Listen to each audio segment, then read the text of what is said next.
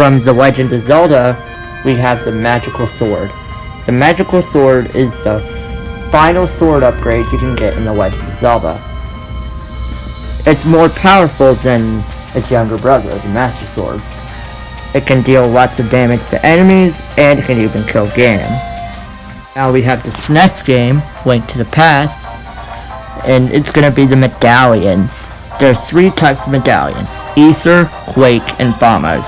Ether makes a circle of fire appear, and lightning.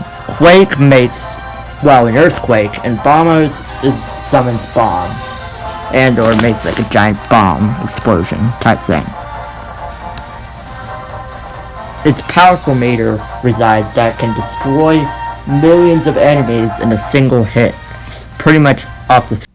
Red and blue mail from Link's Awakening. The red mail actually makes Link more damage, gives him more damage, while the blue mail gives him more defense, allowing for more combat and defense.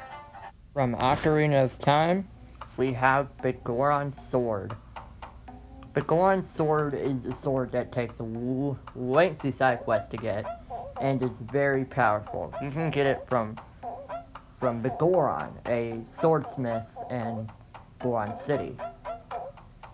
The Goron Sword is way better than the Master Sword, and it can kill any enemy.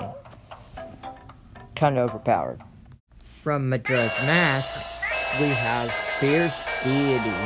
Fierce Deity is the last mask in the game in Majora's Mask. Fierce Deity is the definition of powerful. Fierce Deity can kill Majora in almost one hit, in a gigantic sword.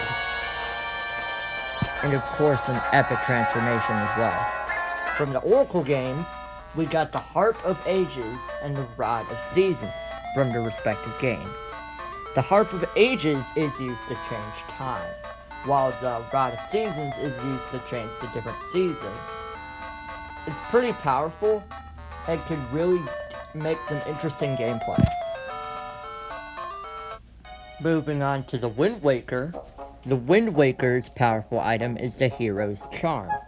The Hero's Charm is a rare item that you can use it to actually see your opponent's health bar, to see an enemy's health bar, allowing it for easier combat and especially useful for defeating Ganon. For the 4 Sword series, the most powerful weapon is Teamwork. Relying on your 4 links and others, you can be a force that is to be reckoned with. Moving on to the Legend of Zelda Diminished Cap is the Remote Bombs. And you may remember Remote Bombs from Breath of the Wild if you haven't seen our Breath of the Wild walkthrough yet, but you should. Diminished Cap Remote Bombs does just like you expect it to. It would detonate as long as the player presses a button. The remote bombs are really clever, and you can use it for some clever puzzles. With my favorite Zelda game ever is Twilight Princess with the Ball and Chain. The Ball and Chain is a giant wrecking ball that you strap on. Basically, you use it like you whirl it around, and you can use it to destroy. You can use it to destroy blocks and anything clearing your path, especially ice. First Twilight Princess, now back to the sea with Phantom Hourglass. The most powerful item in Phantom Hourglass is the SS Lineback. The SS Lineback is a golden ship that can be unlocked by sailing across the seas in Phantom Hourglass. And you can get it, it's a golden steamer, so it can actually defeat enemies. It is very rare to get, and it has tons of hit points, so it can really get some good cannon shots on those enemies. While Phantom Hourglass is a golden boat, you guessed it, Spirit Tracks is golden train. The golden train is good because you can use it to go fast, and it has more hit points. You can also travel in style. I mean, you gotta do some training. Because, what are you waiting for? Woo woo! There's the Legend of Zelda Skyward Sword. The most powerful weapon is the Colocto's arm.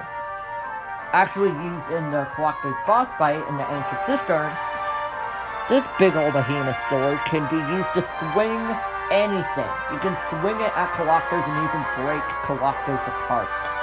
Yeah, the Colocto's sword is pretty huge and pretty stretchy. In Link Between Worlds, the most powerful item is the Master Sword, but this time at level 3.